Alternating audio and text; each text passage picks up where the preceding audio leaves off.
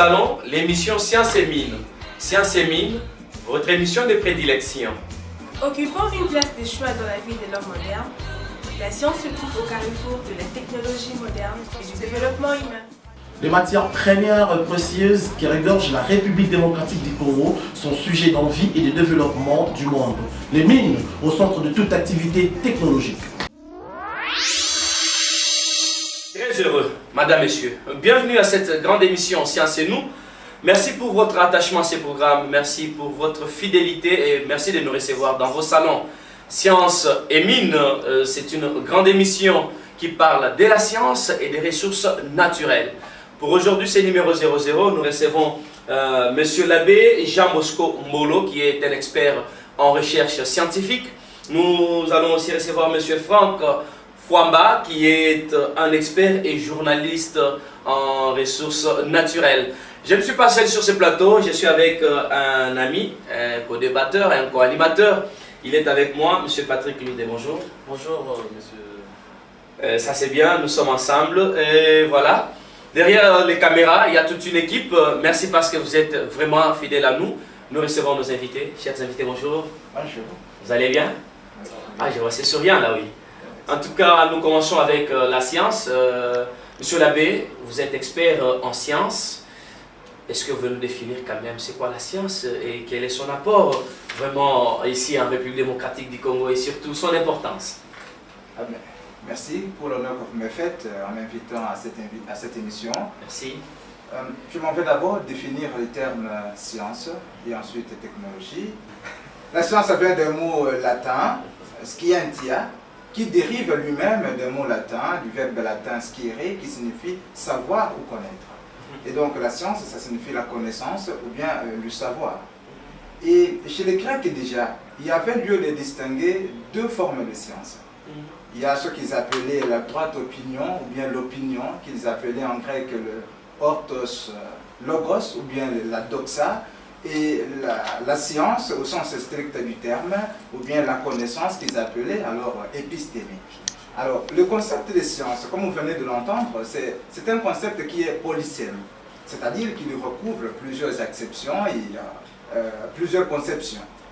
Du point de vue technique maintenant, la science est l'ensemble des connaissances et d'études d'une valeur universelle caractérisée par un objet et une méthode fondée sur des observations objectives, vérifiables et des raisonnements rigoureux. Et la science se veut donc non dogmatique.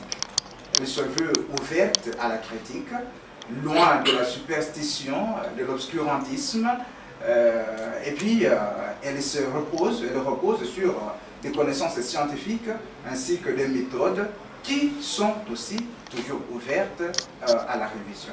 Et donc, la science est là pour objet et pour but de comprendre les phénomènes et d'en tirer des prévisions et des applications fonctionnelles. Mais je dois tout de suite ajouter que les scientifiques ne sont pas unanimes quant à la définition de la science, parce que chacun l'entend selon sa compréhension.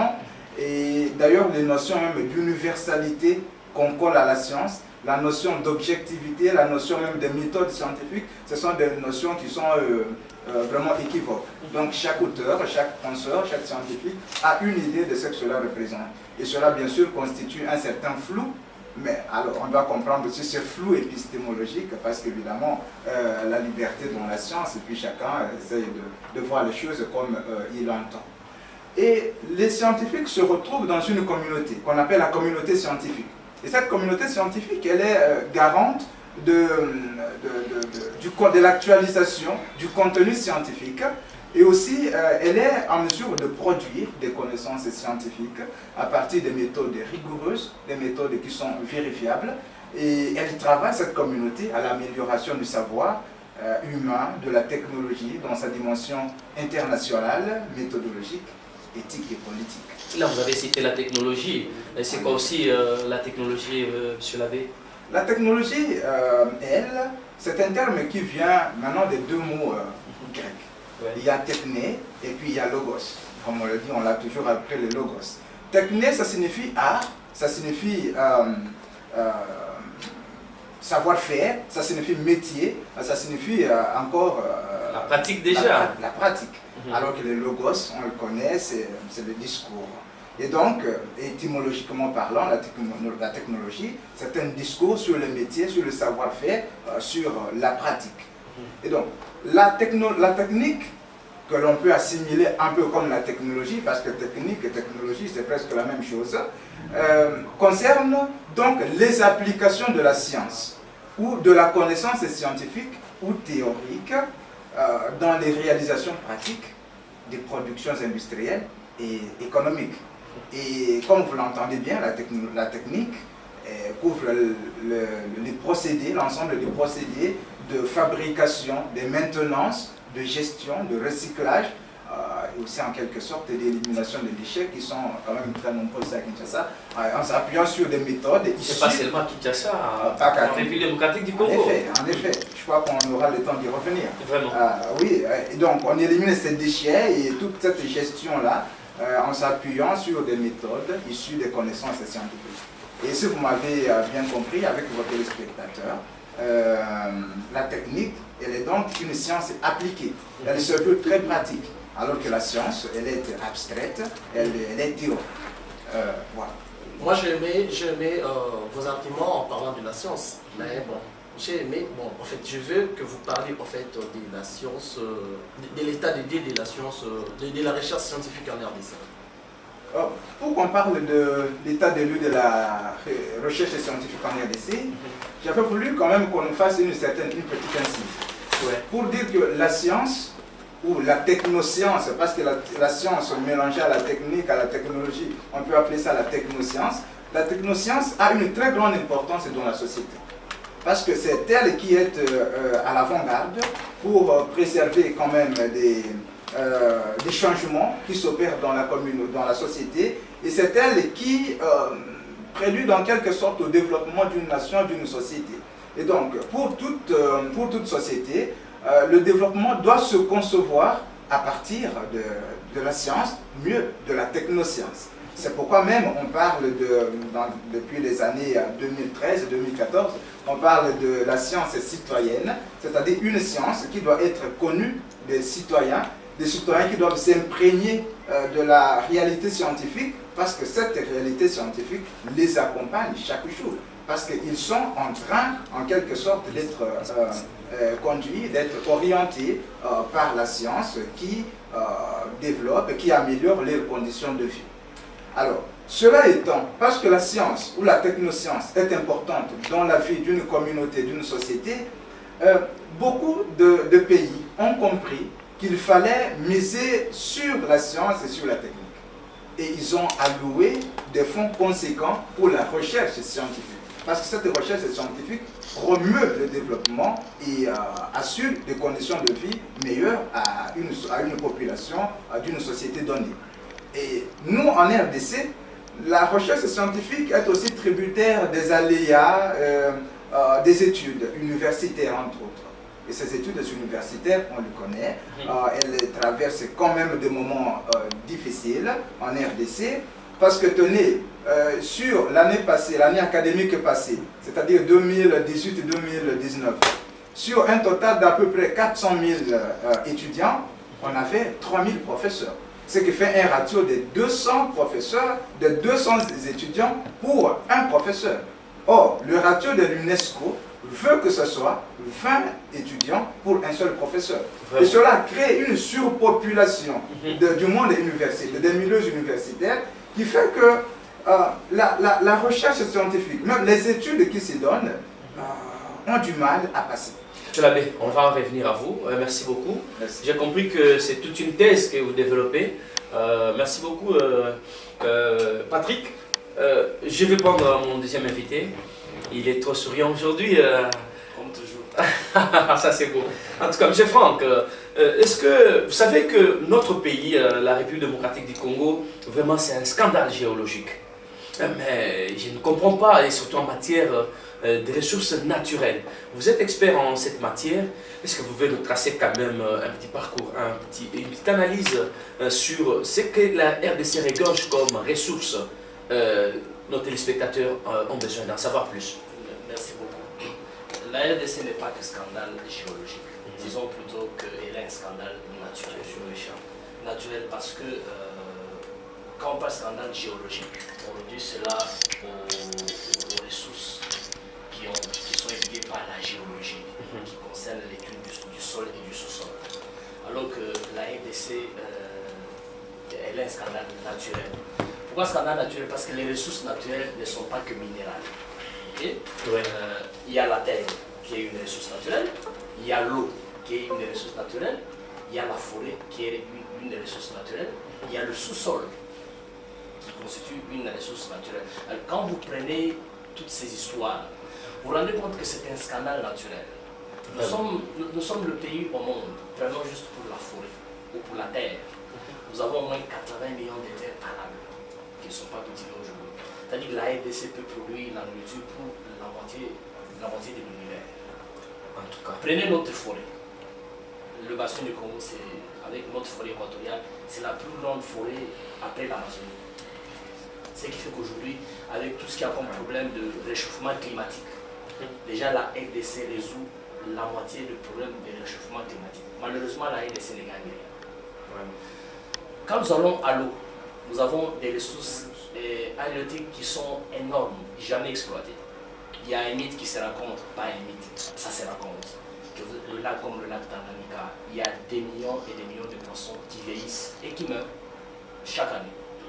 Alors qu'on importe la sardine, on importe les chinchas, parfois du Brésil, on le mange, après avoir été conservé pendant 5 ans, ça donne des maladies aux gens.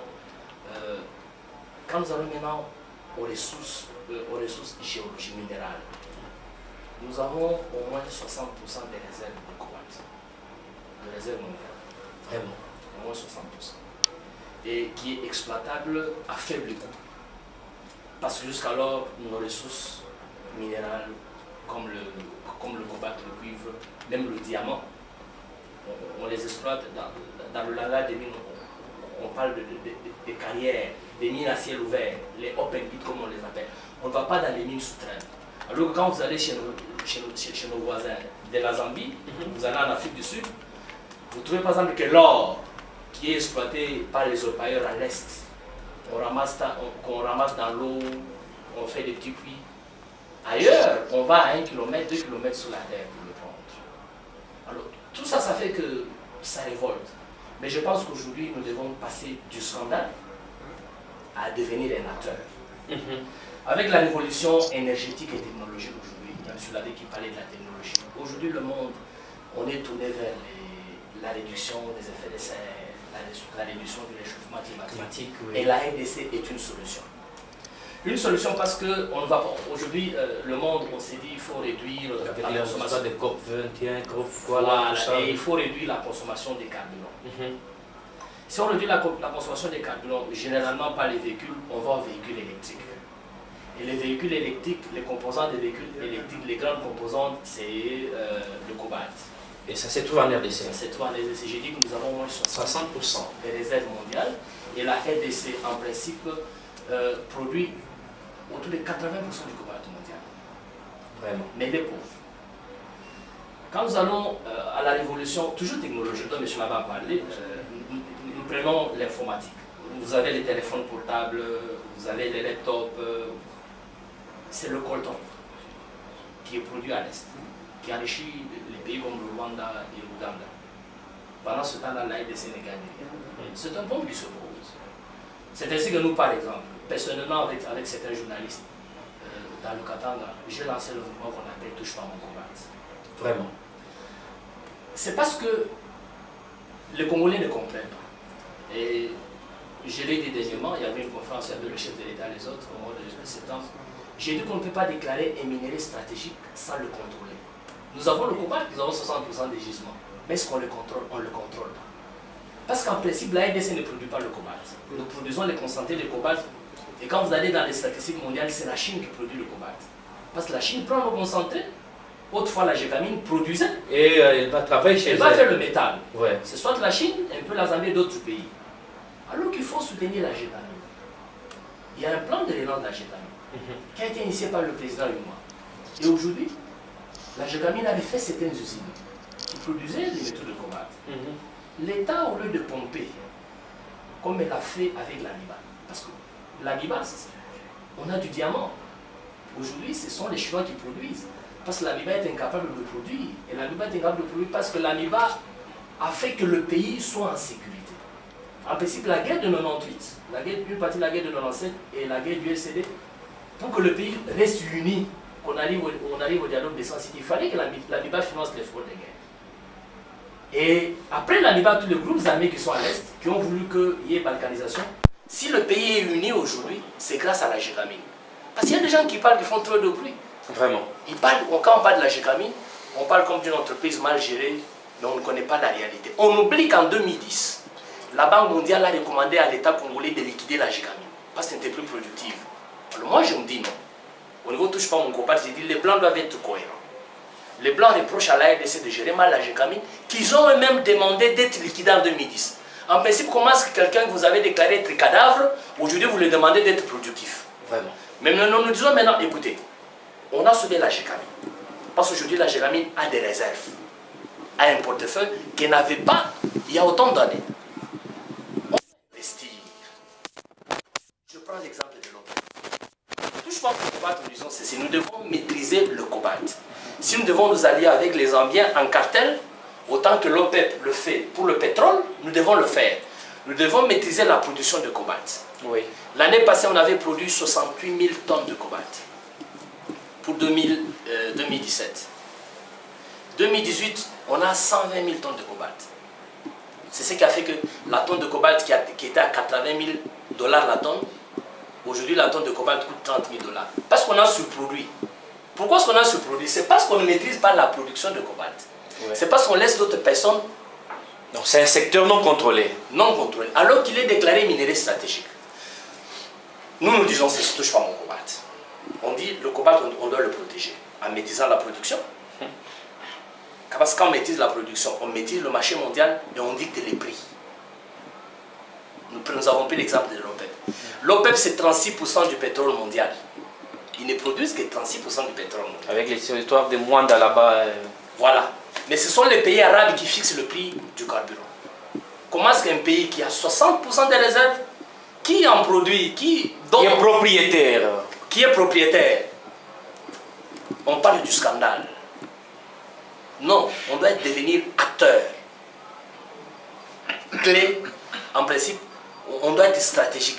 Que cette stratégie ne soit pas seulement verbale. En RDC, nous aimons trop les discours. Hein? Oui, et nous aimons trop les formules. Monsieur Labé a parlé de pratique ici. La science doit être pratiquée. Voilà, la technoscience. C'est là que nous disons aussi concrètement.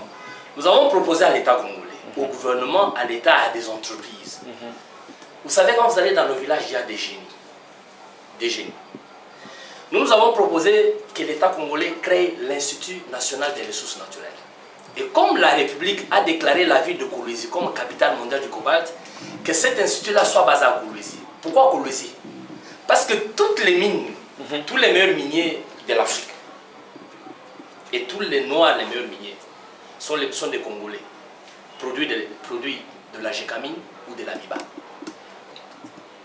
Mais à l'Amiba, il n'y a pas un institut qui formait les gens pour ça. Il y a un institut à Kolwezi qui s'appelle l'Institut Mutoshi. Ouais. Et nous disons, aujourd'hui nous sommes à l'ère où le cobalt est trop recherché. Si on veut zapper le cobalt, on ne va pas échapper à l'ADC parce que nous avons le lithium qui est à Manono. Voilà. Si on veut zapper le lithium, nous avons le manganèse qui est à Kisenge. Alors, nous disons, transformons Mutoshi en un centre de recherche. Voilà. Des ressources naturelles de la RDC. Et on va mettre qui? Il a posé, M. Labé a parlé de pommes très sérieux. Nous avons des Congolais qui ne sont pas dans la recherche, au Congo. Mais nous avons une dame, elle s'appelle Sandrine Ngalula Moubenga. Elle est chef de département. Elle est chef de département dans une université aux États-Unis, à Toledo, où elle a inventé un moteur à hydrogène. Elle a inventé des batteries électriques, aujourd'hui dont le modèle est copié par la Chine. Une Congolaise. Une Congolaise, pendant que je vous parle, elle est à Kolwezi, sur demande du président Yuma de la Gécamine, elle est en train de faire des recherches à Mutoshi. Pourquoi ne pas recourir à cette main? C'est ce que nous disons. Ouais. Pourquoi est-ce qu'on fait des discours? Pourquoi aller chercher des Allons dans le pragmatisme. Allons dans le pratique. Et quand nous faisons le budget pour cet institut-là, on s'est dit, écoutez, on trouve que si l'État congolais si l'État congolais avec les centres de recherche, déjà l'État congolais et les partenaires, parce qu'il y a des fonds pour les Nations Unies. Vous avez parlé de COP. Oui. Il y avait COP 21, nous sommes maintenant là. Ça veut dire qu'il faut sauver la planète. Voilà. Ce sont des milliards dont la RDC ne bénéficie pas. Nous disons, prenez cet argent-là et ne donnez pas au gouvernement congolais, parce que vous essayez de dire que l'argent sera mal géré. Mettez dans cet institut-là, parce qu'on veut que les composantes de batterie des véhicules électriques soient produites localement. Et c'est la main-d'œuvre locale qui sera mise en compte. Et il y a des experts localement. Vraiment. Il y a des jeunes gens dans le Faut nous engager. Il y a des jeunes gens à Bukavu qui ont inventé des batteries. Je venais de lire hier, il y a un jeune homme vers Kassangoulou qui a monté une centrale hydroélectrique. Vraiment. Dans un ruisseau. Ça dit qu'il y a des gens, il y a des génies. Il faut qu'il y ait de la volonté. Alors nous disons que non minérés, nous devons quitter l'état de scandale.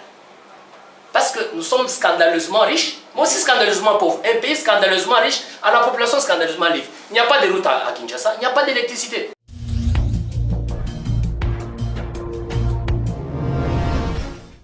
Le centre nucléaire s'occupe, n'est-ce pas, de la promotion des techniques nucléaires pour le développement socio-économique d'une nation. Nous ne sommes pas là pour nous occuper des problèmes militaires. Nous sommes là pour exploiter l'énergie qui est tout à fait naturelle, parce que ça s'appelle l'énergie nucléaire. C'est une énergie naturelle que le Tout-Puissant a mis à notre disposition. Et l'intelligence humaine a fait qu'elle a utilisé cette énergie pour satisfaire à plusieurs de ses besoins. Je m'en vais pour prendre quelques exemples, parce que l'émission est déterminée dans le temps. Sinon, tous les aspects que nous abordons ici peuvent constituer une émission. Bon, je ramasse. Je commence d'abord par la santé humaine. Vous savez que le nucléaire intervient actuellement de plus en plus dans l'amélioration de la santé humaine. Première chose, c'est la problématique des cancers. La problématique des cancers concerne tous les pays et ce fléau ne fait que croître. Et la plupart des nations aujourd'hui ont compris qu'il faut adopter des méthodes adéquates pour résoudre ce problème. Nous avons la chance d'être lancés dans le nucléaire parmi les premiers en Afrique. Et c'est ainsi que nous développons dans ce centre une unité qu'on appelle l'unité de médecine nucléaire. Et en médecine nucléaire, nous faisons la radio-diagnostic des problèmes de cancer, des problèmes de tumeurs sur le corps humain. Non seulement la radiodiagnostic, mais aussi nous faisons quelques radiothérapies. Par exemple, le traitement de goitre. Problème de goitre, vous pouvez venir aux cliniques universitaires. Nous traitons ce problème avec des techniques propres et très très modernes. Et ces techniques, ce sont des techniques nucléaires. Bon, j'ai parlé de scintigraphie. La scintigraphie, c'est ça, qui aide le médecin à diagnostiquer tout ce qui est tumeur dans le corps humain. Et ça permet, n'est-ce pas, de faire de la prévention et aider le médecin à diagnostiquer rapidement les cancers, les tumeurs. Ça, nous travaillons dans ce domaine et nous faisons même des progrès parce que nous avons un instrument pour ça qu'on appelle la gamma caméra. Maintenant, nous avons commandé un autre tout neuf qui est un peu plus révolutionnaire, à double tête, qu'on appelle aussi radio gamma caméra, qui arrive dans 2 ou 3 mois. Il sera logé aux cliniques universitaires, dans une unité qui dépend de nous, qui est aux cliniques universitaires. Voilà, ça c'est la santé par exemple. Non seulement ça, mais nous pouvons aussi doser, faire ce qu'on appelle la radio-immunoessai. C'est en fait une méthode qui permet, par le test de sang, l'analyse de sang par des méthodes nucléaires, nous pouvons par exemple dépister les problèmes de prostate chez les hommes et d'autres maladies connexes. Ça, c'est aspect santé. Quand nous allons du côté alimentaire, vous savez, les techniques nucléaires actuellement aident les populations à assainir, n'est-ce pas, le secteur alimentaire, notamment dans la protection, n'est-ce pas, des aliments. Nous utilisons des techniques nucléaires pour, par exemple, désinfecter, protéger contre les microbes, certains aliments par méthode d'irradiation et j'en passe. Bon, ça c'est du côté alimentaire. Mais du côté aussi agricole. Dans le domaine agricole, ce centre ici fait des recherches dans ce domaine-là pour l'amélioration, n'est-ce pas, des qualités des semences, des qualités aussi, et puis faire des mutations par des méthodes nucléaires, n'est-ce pas, pour trouver des genres de semences qui sont très efficaces pour améliorer, n'est-ce pas, la santé, disons, l'alimentation humaine et animale. Je vais vous donner un exemple simple.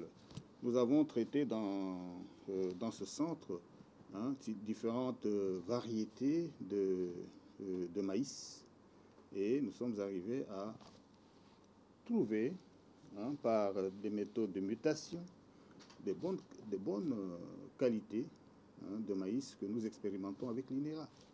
Il en est de même pour les maniocs.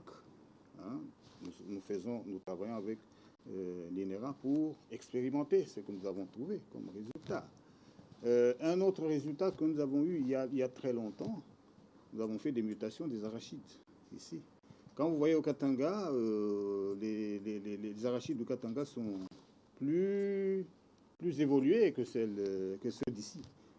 Alors vous voyez, ça a été travaillé ici, ça a été expérimenté au Katanga et ça donne de bons résultats. Je ne donne que quelques exemples parce qu'on n'a pas beaucoup de temps. Bon, non seulement dans ce domaine-là, allons dans le domaine industriel. Dans le domaine industriel, le nucléaire prend de plus en plus d'entrée et d'ampleur dans le domaine industriel. Bon, pour prendre actuellement, par exemple, la méthode de contrôle non destructive qui prend de l'ampleur actuellement. C'est-à-dire que c'est une méthode qui permet de contrôler les structures sans les détruire. Ça est complètement fini pour cette émission Sciences et Mines, Madame, Messieurs. Merci parce que vous nous avez captés chez vous. Merci parce que vous nous avez prêté vraiment attention. Ce petit temps, nous avons discuté de la science et de la recherche scientifique, ainsi que les ressources naturelles de notre pays. Nous avons eu comme invité Monsieur l'abbé Jean Bosco Mbolo, qui est un expert en recherche scientifique, et Monsieur Franck Fwamba, qui est aussi un expert en ressources naturelles. Il est aussi journaliste, je le rappelle. Merci à toute la grande équipe de Sciences et Mines. Merci aussi à nos caméramens qui étaient derrière ces caméras. Je vois Dan, je vois Augustin, je vois Patient. Merci à Jenny, merci à Flora. Un merci particulier à notre responsable, je le rappelle bien, Guillaume Ekandier, monsieur l'honorable, Kouba, le chapeau est là. Merci beaucoup à tout le monde et surtout, n'oubliez pas que le rendez-vous est fixé prochainement. Cher Patrick, nous allons nous retrouver très prochainement. Merci vraiment, mes chers collègues téléspectateurs. Soyons ensemble dans quelques temps. On se retrouve.